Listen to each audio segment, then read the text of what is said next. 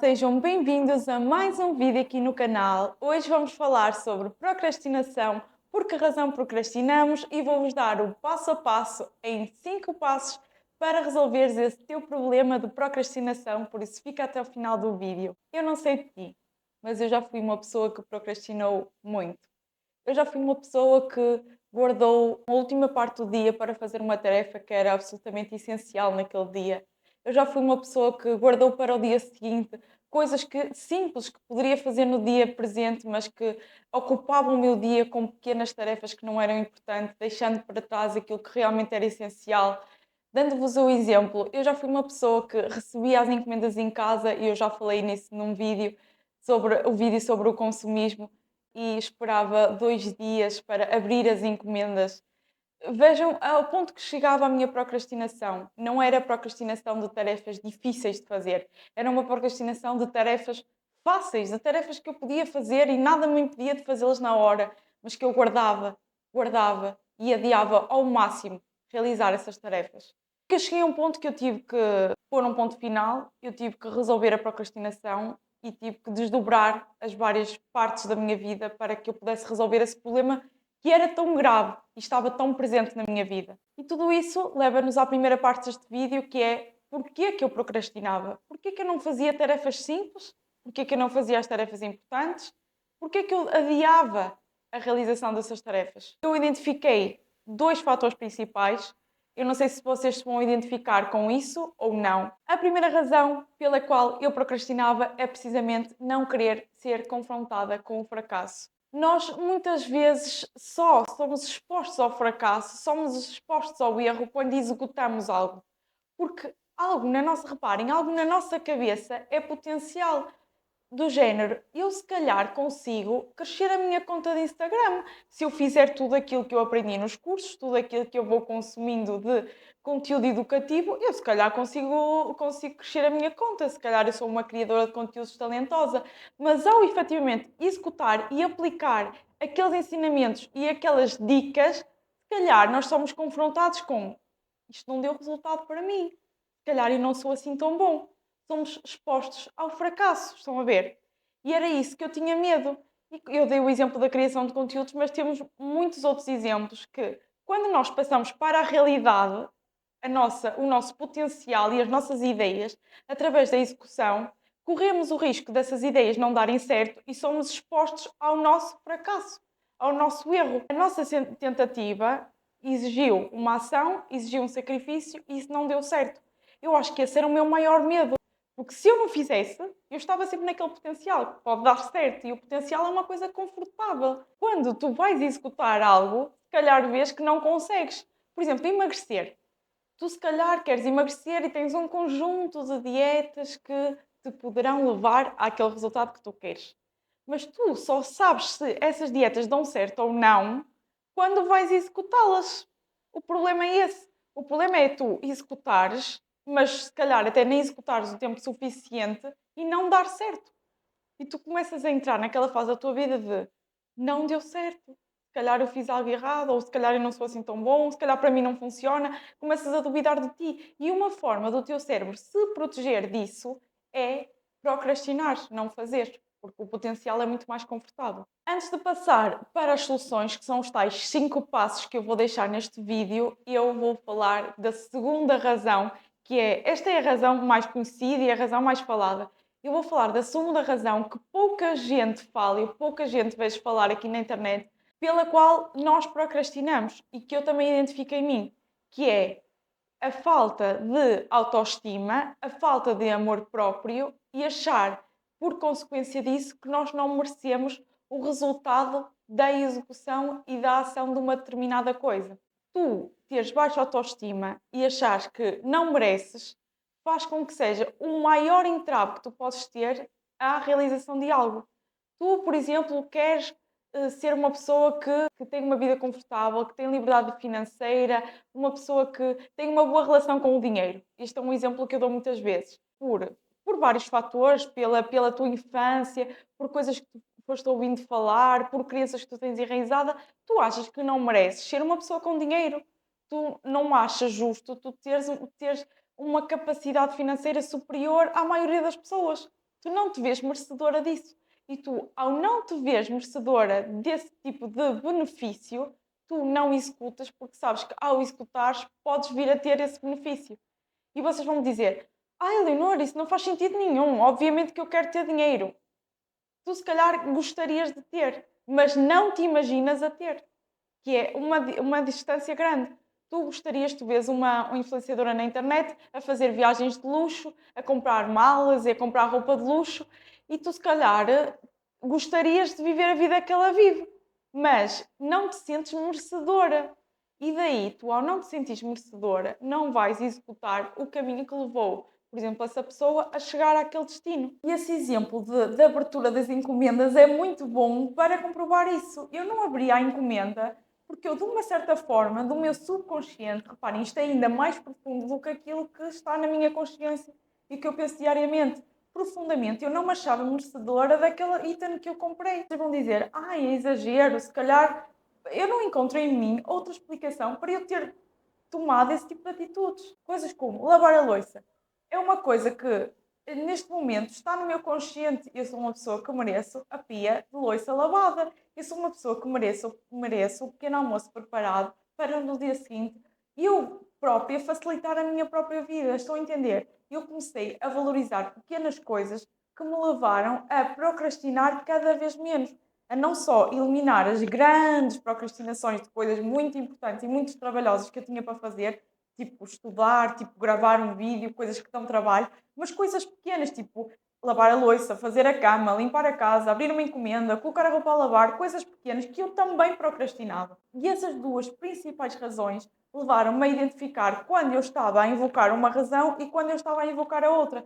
Quando eu, por um lado, não gravava um vídeo porque eu achava que não ia ter resultado nesse vídeo, lá está o medo do fracasso, ou quando eu não executava uma tarefa porque não me achava merecedora disso, não me achava merecedora de ter uma casa limpa.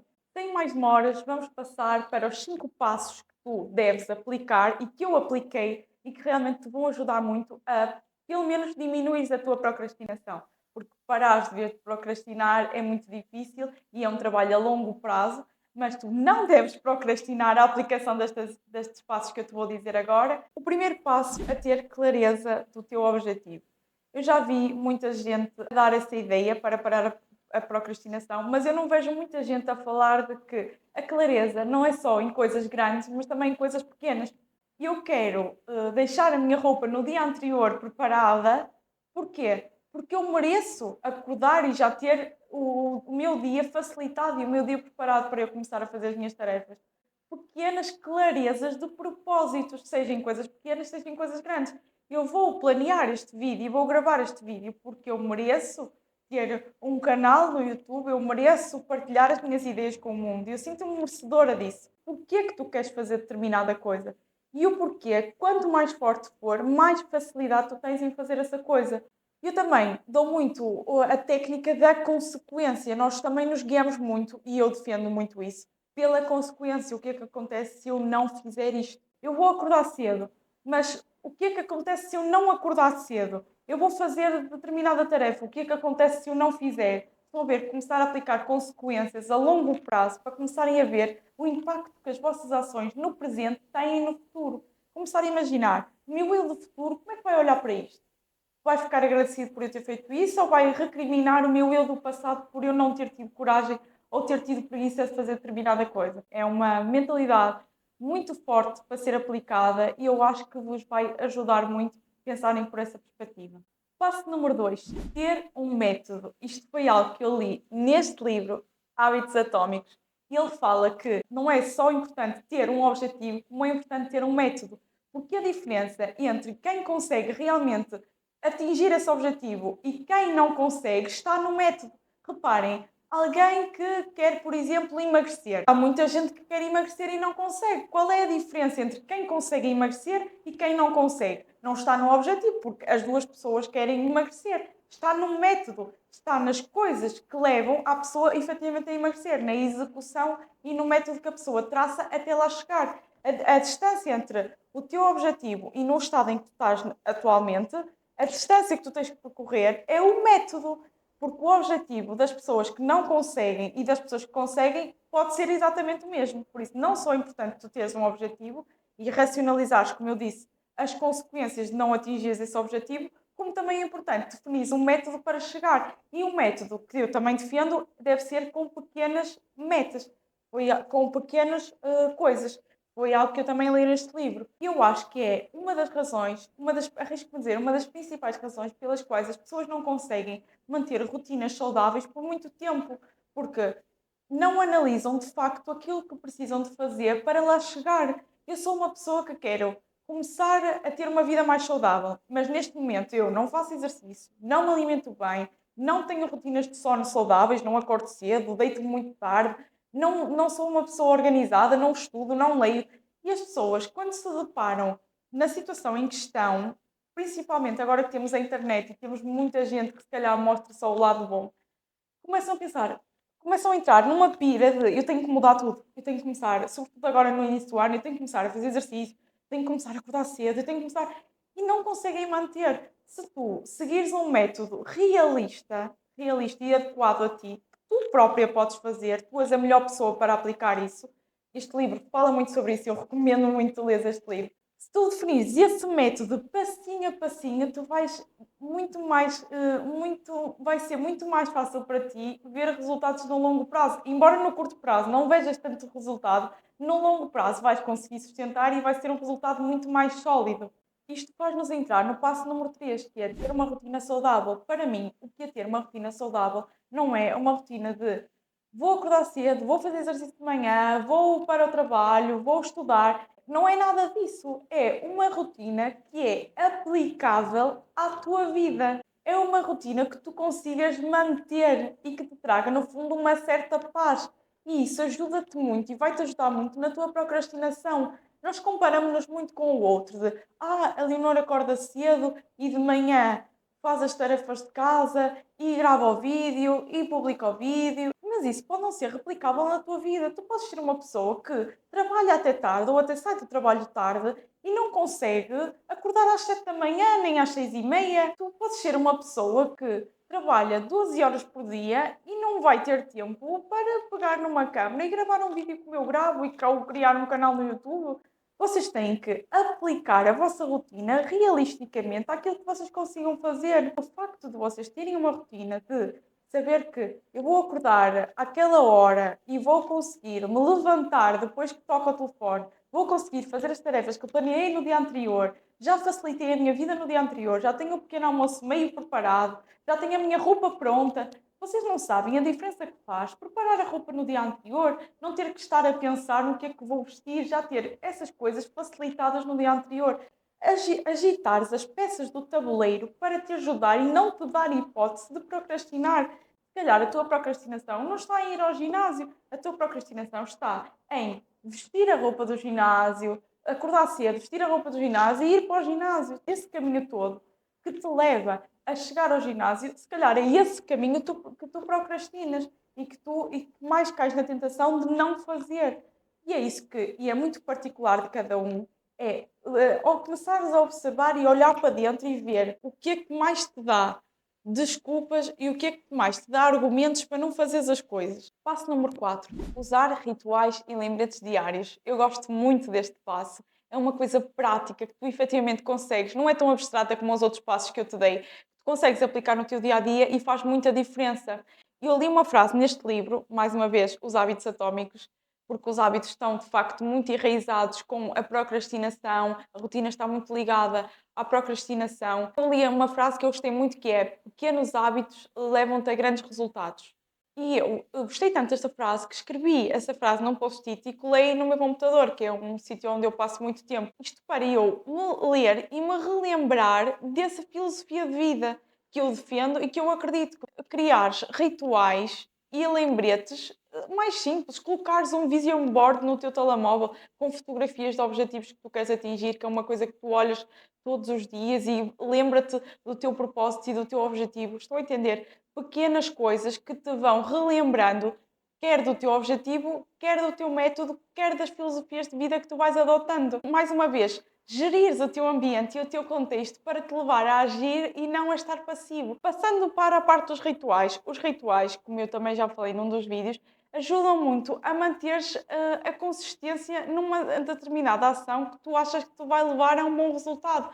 Por exemplo, eu tenho uma pele que gostaria de melhorar, então eu uma vez por semana, religiosamente, vou fazer uma esfoliação da pele, vou fazer uma máscara. As pessoas gostam muito de repetições e de rituais. Eu gostava muito de uma série e sabia que à sexta-feira essa série saía e que ao sábado à tarde eu ia ver um episódio novo. Era um ritual para mim, eu já sabia que aquele dia ia ver aquele episódio. Tu podes arranjar essa antecipação e esses rituais aplicados a coisas que sejam difíceis para ti fazer na tua vida. E agora o passo número 5, que acho que é dos mais difíceis, que é eliminar fontes de dopamina não saudáveis. O que é fontes de dopamina não saudáveis? É tudo aquilo que gera dopamina para o teu cérebro, mas que tu não tenhas que fazer esforço nenhum e faz com que tu fiques dependente daqueles níveis de dopamina fáceis, digamos assim. Fazer scroll nas redes sociais e estares a receber aqueles estímulos constantes que o teu cérebro nem é capaz de assimilar tantos estímulos de uma vez. É como um vício, por exemplo, o vício do café. Tu és uma pessoa que toma 5 cafés por dia e se tu de repente deixares de tomar café, o teu corpo vai dar sinais de que necessita daquela cafeína, tipo dor de cabeça, irritabilidade. E essa dopamina fácil é como um vício qualquer, é como um vício do álcool ou até do tabaco. O teu corpo vai dando esses sinais de que precisa. Quando deixas uma fase inicial, ficas pior do que quando estavas a utilizar. Por isso é que é tão difícil manter a abstenção desse tipo de dopamina. Tu estás habituado a estar constantemente no telemóvel, passas muitas horas no telemóvel a fazer scroll, a consumir conteúdo rápido, o teu cérebro está super estimulado. Se tu de um momento para o outro deixas esse tipo de estímulos, o teu cérebro vai-te dar sinais de desmotivação, ansiedade, vais ser uma pessoa que vai ficar com tédio e tu não sabes gerir esse tédio. Eliminar esse tipo de fontes de dopamina não saudável não é de todo fácil, por isso é que eu digo que este é dos passos mais difíceis de fazer. Passando aquela fase do tédio, de te sentires em baixo, de te sentires até um bocado ansioso, passando essa fase, tu vais te sentir muito mais livre, com tempo para fazer os outros tipos de tarefas, com menos pressão, até mais alegre, mais motivado. Vais notar que vais procrastinar menos, porque te sentes mais motivado para fazer as tarefas. Tudo isso vais ter resultado a longo prazo, mas eu admito que no curto prazo não é fácil fazer isso. E se realmente isto é um assunto que te interessa e queres deixar as redes sociais e deixar esse vício, eu tenho um vídeo a falar sobre isso, que é minimalismo digital. Apaguei as redes sociais, é um vídeo de quase meia hora em que eu falo sobre esse meu processo e tu podes recorrer também a esse vídeo e a outros vídeos do canal que eu também falo sobre isso. Por isso, esse passo é sem dúvida muito importante para que tu consigas também implementar os outros passos. Todos eles estão interligados e se tu pegares num papel e colocares esses 5 passos todos, como eu te disse, por ordem, e começares a aplicá-los aos poucos, na tua vida, tu vais notar que vais deixar de procrastinar. E eu não podia deixar de terminar este vídeo sem dar um alerta muito importante. Todos estes fatores de procrastinação, de autoestima, de amor próprio, de ter medo do fracasso, são fatores que estão muito enraizados em ti, como também estavam em mim. É muito difícil de mudar, por isso tem paciência contigo própria. Não é por veres este vídeo hoje que amanhã vais deixar de procrastinar. Mas se amanhã deixares de procrastinar 1%, se depois de amanhã deixares de procrastinar 2%, tu a longo prazo vais ver resultados e vais te sentir uma pessoa mais livre de procrastinação. E é isso que eu quero que tu leves deste vídeo. Obrigado por teres ficado até aqui. Um grande beijinho e até à próxima.